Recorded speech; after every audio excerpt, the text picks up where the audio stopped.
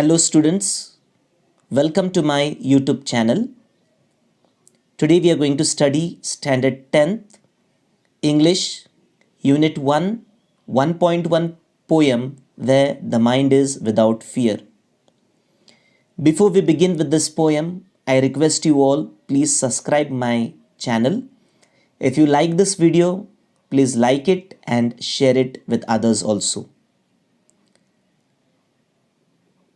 Before we begin with this poem, Where the Mind is Without Fear, let us see warming up. And that first thing is given. Pair up with your partner and match the terms with the given meanings. So in that first one, in column A is humanism. We have to just match the meaning in column B. So the answer is E, humanism, that is a rationalistic outlook towards humans rather than a divine or supernatural one.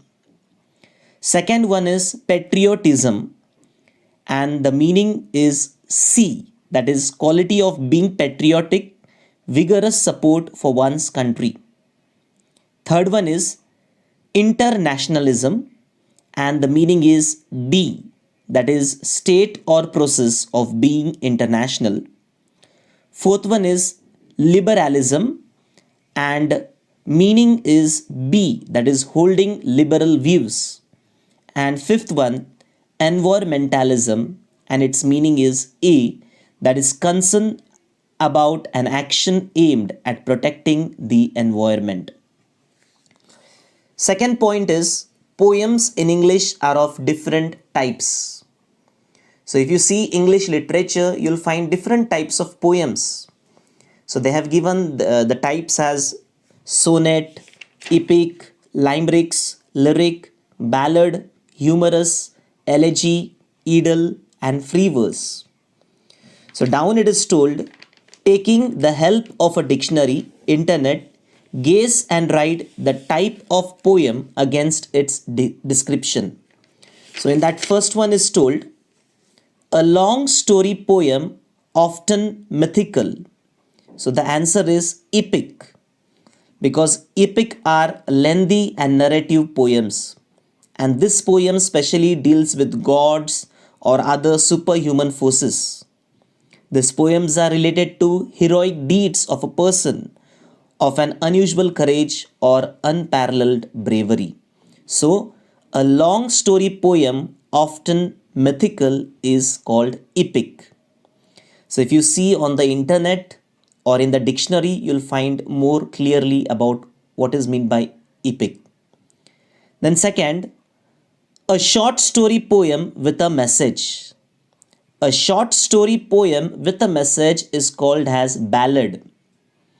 So ballad is a poem that tells a short story. And it has a bouncy rhythm and rhyme. Next, third one is a poem of 14 lines. So a poem of 14 lines is called as sonnet. S-O-N-N-E-T, sonnet. Fourth one, a song like poem. A song like poem is called as lyric.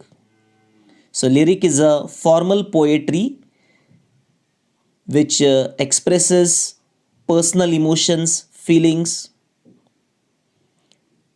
Okay, it is song like poem. Then after that, fifth one, a poem with no uniformity of rhyme and rhythm. That is called as free verse. A poem with no uniformity of rhyme and rhythm is called free verse. So free verse is not prose set out in lines. It is a language organized for its musical effect of rhythm and sound. So in this poem, you'll find no uniformity of rhyme and rhythm. Next, sixth one is a poem set in picturesque, rustic background. That is called idyll, I-D-Y-L-L. So idyll is a short poem of pastoral or rural character in which something of the element of landscape is depicted. So that means it is a picturesque. Then after that, seventh one, a sad poem lamenting death of a loved one. A sad poem lamenting death of a loved one, that is called as elegy. Elegi. So elegy is a poem that reflects upon death or loss. So you can say elegy is a mourning poem. Then after that, eighth one, a 5-line short funny poem with rhyme scheme AABBA. So the poem whose rhyme scheme is AABBA, and the poems which are just of 5 lines in which there is only one stanza, you can say, and these poems are funny, these are called as limericks. In limerick, subject is a short pithy tale or description. And next, last one is a poem written just to create humor. That is like to make someone laugh, to create humor. The poem which is made, that is called as humorous poem. So that is humorous. So let's begin with the poem, that is Where the Mind is Without Fear, composed by Rabindranath Tagore. Rabindranath Tagore was born in 1861 and he died in 1941. Was the author of Gitanjali and its profoundly sensitive, fresh and beautiful verse. He became the first non-European to win the Nobel Prize in Literature in 1913. This poem is one of his vastly read and discussed poems. It was originally composed in Bengali and later he himself translated it into English. This poem is from his Nobel Prize winning anthology Gitanjali. Tagore lived during the time when India was ruled by the British. In this poem, besides political freedom from British, Tagore also appeals to God for social, educational and economic freedom for the people of India. So my dear students, Where the Mind is Without Fear, this poem is composed by Rabindranath Tagore. And this poem is one of his vastly read and discussed poem.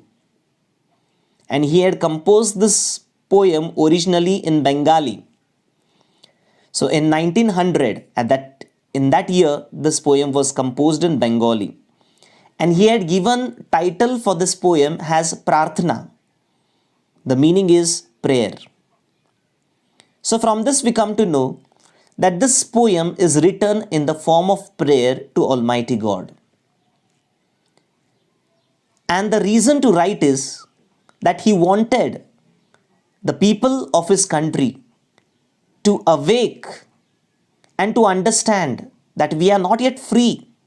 We want freedom and should strive hard to achieve their goal. So in the year 1911, Rabindranath Tagore himself translated this Bengali poem into English, and this translation appeared as poem 35 in his Nobel-winning anthology, that is Gitanjali, Song Offerings, published by Indian Society, London in the year 1912. So when Rabindranath Tagore composed this poem, that time India was under the British rule and people were eagerly waiting to get their freedom from the Britishers.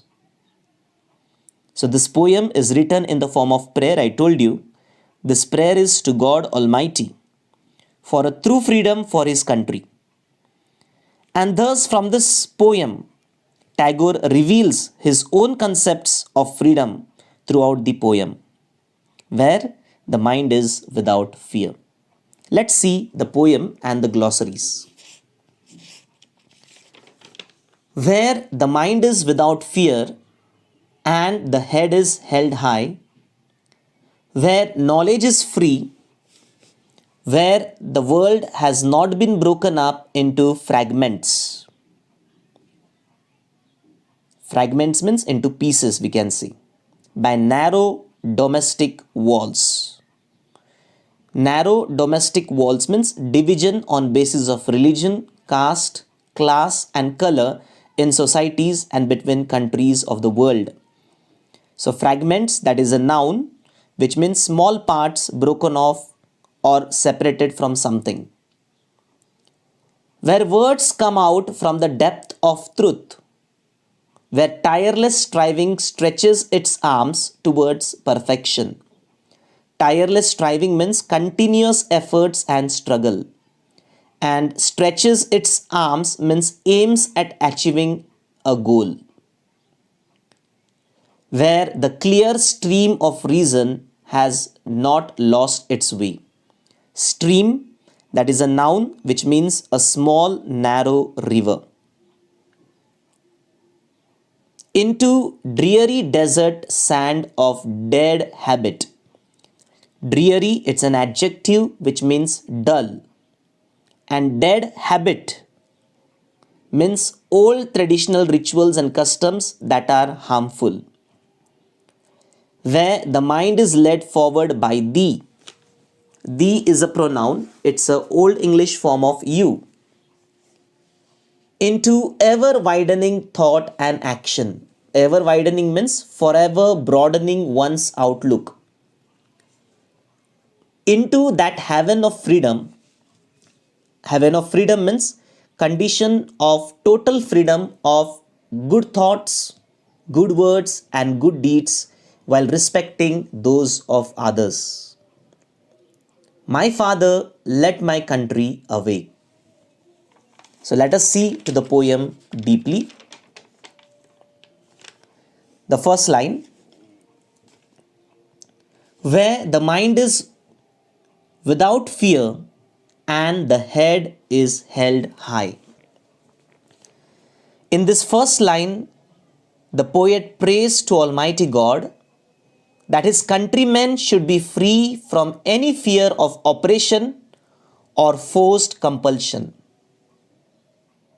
He wishes that everyone in his country has his head held high in dignity.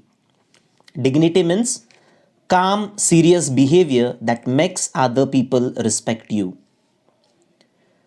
So in other words, we can say that according to the poet, according to Rabindranath Tagore, in a truly free country, every person should be fearless and should have a sense of self-dignity. Second line, where the knowledge is free. From the second line, we come to know that poet dreams of a nation where knowledge would be free. Education should not be restricted to the upper class only, but everybody should be allowed to acquire knowledge. Not only that, children should learn freely from the nature and world around them. That is what Rabindranath Tagore is dreaming for. Children should not be forced to memorize the lessons only. This is his typical concept of education, where knowledge is free.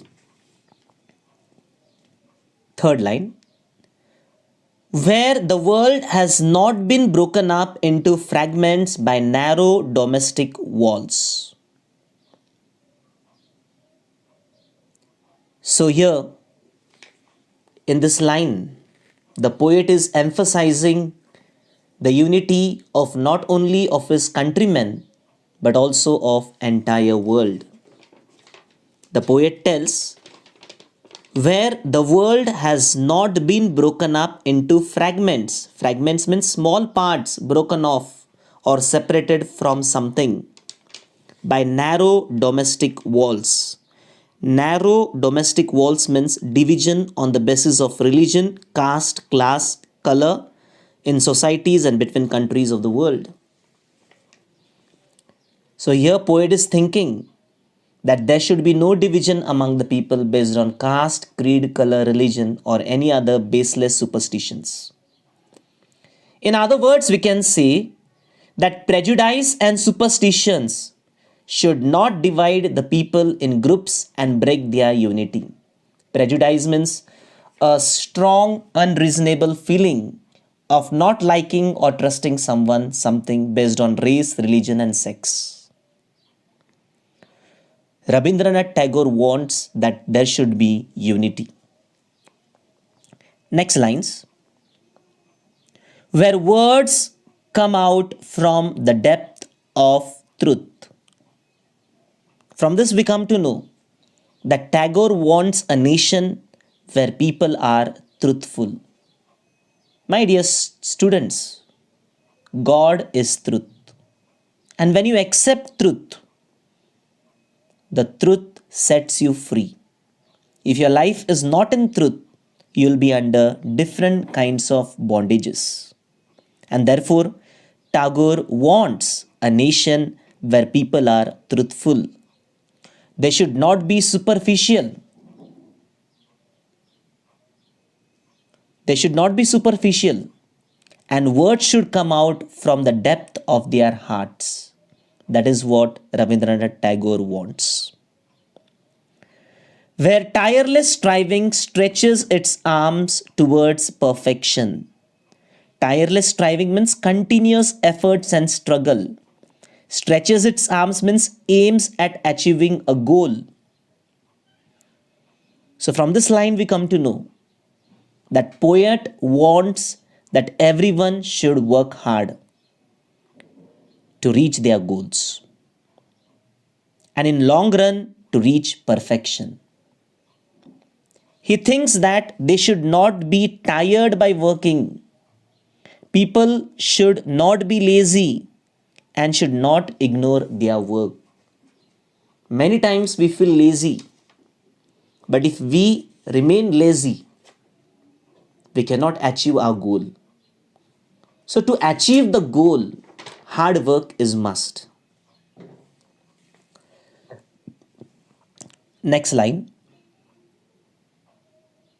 Where the clear stream of reason has not lost its way into the dreary desert sand of dead habit. Into the clear stream means a narrow river of reason, has not lost its way into the dreary, that is a dull desert sand of dead habit. Dead habit means old traditional ritual and customs that are harmful. So here in this lines we come to know that poet compares reasons or logical thinking. Logical thinking means analyzing situations and coming up with sensible solution. So here the poet is comparing reasons, or we can say logical thinking, to a clear stream, to a clear narrow river. And he's comparing dead habits. Dead habits means that old rituals and customs which are harmful. These dead habits, or you can say superstitious belief, he's comparing to a dreary desert, to a dull desert. And poet wants the stream of reason not to lose its way into the desert of prejudices. In short, we come to know people's thought should be monitored by rational thinking. Rational thinking means quality of being rational, that is being based on agreeable to reason. So people's thought should be monitored by rational thinking and not by superstition. Logic should rule over old baseless belief. That is what the poet wants.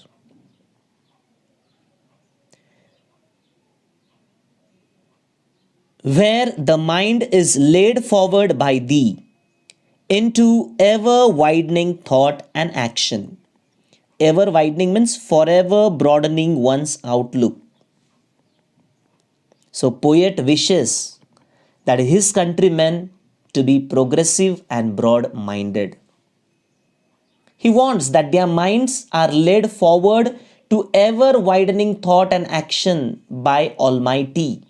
So here in this line, where the mind is led forward by thee, he is telling it to the Almighty. Okay, he's addressing this D to Almighty. And he wants that the mind of his people, the mind of the people in his country should be led forward to ever widening thought and action by Almighty. So, in short, we come to know that we should be open minded and we should do something unusual or extraordinary, overcoming the narrowness of mind. And the last line of the poem, into that heaven of freedom means condition of total freedom, of good thoughts, good works, and good deeds while respecting those of others. That is called heaven of freedom. So, into that heaven of freedom, my Father means he's calling Almighty God as Father. Let my country awake. So, this is the final line of the poem. And in this final line of the poem, the poet addresses God as Father.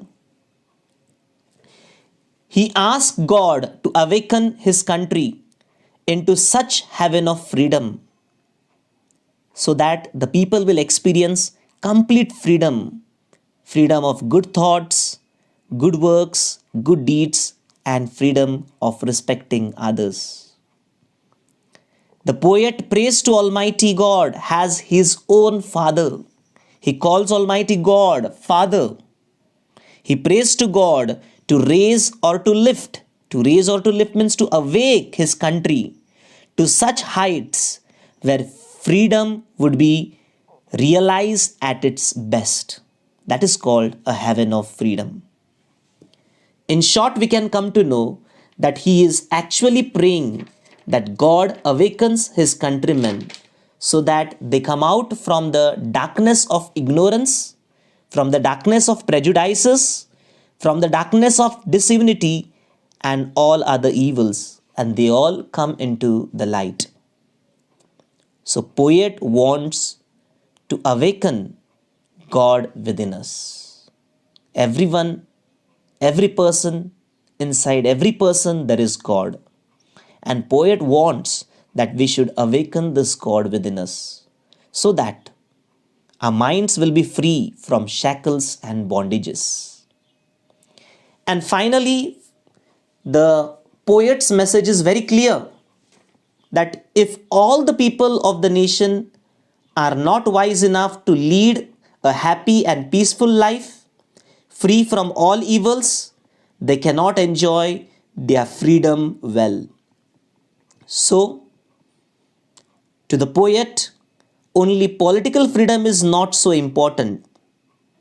Unless you are fearless, self-dignified, knowledgeable, truthful, hardworking, and broad-minded enough to enjoy it fully. So, poet wants that his countrymen must be fearless, they should have self-dignity, they should have knowledge, they should know the truth and they should be truthful. They should be hardworking.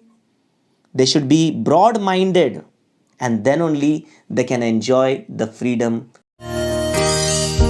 Where the mind is without fear and the head is held high. Where the mind is without fear and the head is held high, where knowledge is free, where the wall has not been broken up into fragments by narrow domestic walls, where words come out from the depth of truth,